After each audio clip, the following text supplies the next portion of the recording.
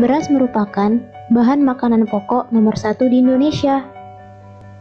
Berdasarkan kata data 2018, konsumsi beras di Indonesia mencapai 29,57 juta ton dengan produksi beras nasional sebanyak 32,42 juta ton.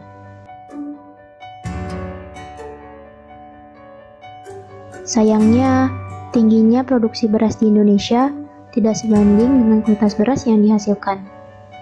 Penggilingan padi di Indonesia didominasi oleh penggilingan padi kecil atau PPK, yaitu lebih dari 95% dari total unit penggilingan yang ada sebanyak 110.000 unit.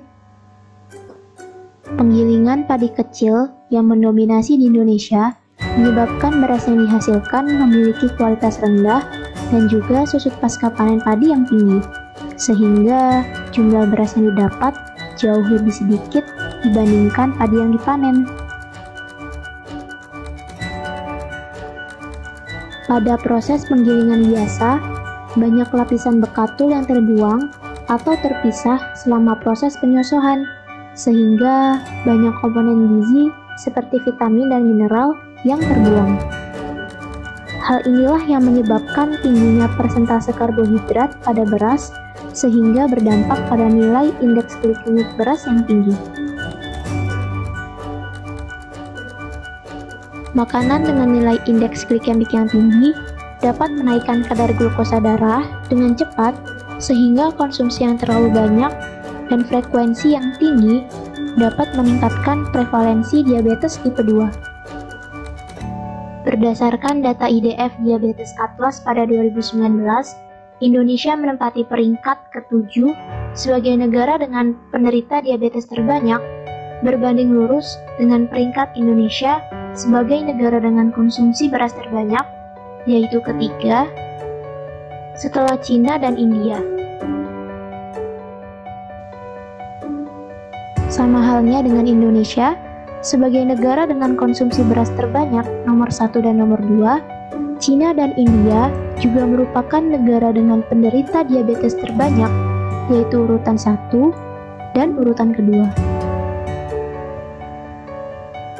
Tingginya indeks glikemik pada beras tentu menjadikan beras sebagai makanan yang perlu dihindari oleh para penderita diabetes. Salah satu solusi yang dapat dilakukan untuk permasalahan tersebut adalah parboiled rice. Parboiled rice atau beras pratanak adalah bentuk modifikasi proses penggilingan gabah melalui proses pratanak untuk menghasilkan beras dengan kualitas yang lebih baik. Beras pratanak memiliki nilai indeks glikemik yang lebih rendah, sehingga dapat mengendalikan kadar glukosa dalam darah. Kadar serat yang tinggi juga dapat memperlambat laju pengosongan lambung, sehingga dapat memberikan efek kenyang yang lebih lama. Secara umum, proses pengolahan beras pratanak terdiri dari 3 tahapan. Tahapan pertama perendaman, tahapan yang kedua pengukusan, dan tahapan ketiga penggilingan. Tahapan perendaman dan pengukusanlah yang membedakan penanganan pasca panen beras pratanak dengan beras pada umumnya. Berikut adalah tahapan pengolahan beras pratanak. Pertama, sortasi gabah kering panen atau GKP dari jerami, kotoran, dan gabah kosong dengan alat sortasi atau secara manual. Kemudian, gabah kering panen yang sudah disortasi direndam dalam air panas bersuhu 60 derajat Celcius selama 4-6 jam hingga kadar air gabah mencapai 30%. Perendaman bertujuan agar air rendaman dapat diserap oleh sel pati hingga tingkat tertentu dan cukup untuk proses gelatinisasi. Tahap ketiga, gabah yang sudah direndam kemudian dikukus pada suhu 90 derajat Celcius selama 20 menit hingga gabah tergelatinisasi dan didapat beberapa gabah pecah kulit.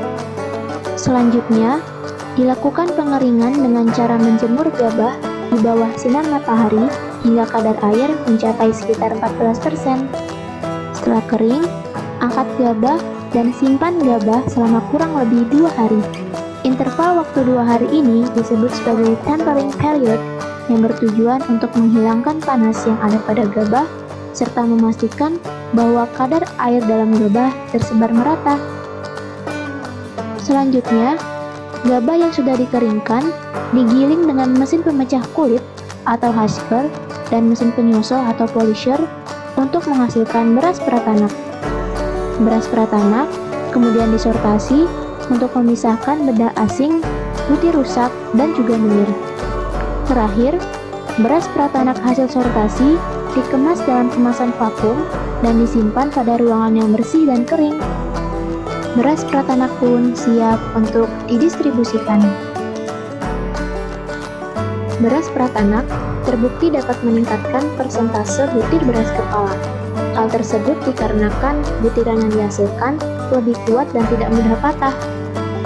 Selain itu, tekstur nasi yang dihasilkan dari beras pratanak juga lebih pulen dan tidak terlalu lengket. Umur simpan beras pratanak juga lebih lama jika dibandingkan beras pada umumnya. Hal ini dikarenakan beberapa enzim seperti lipase pada beras mengalami inaktivasi akibat proses pengukusan. Selain itu, kadar air yang lebih rendah dibandingkan beras pada umumnya juga menjadikan umur simpan beras pratanak menjadi lebih lama.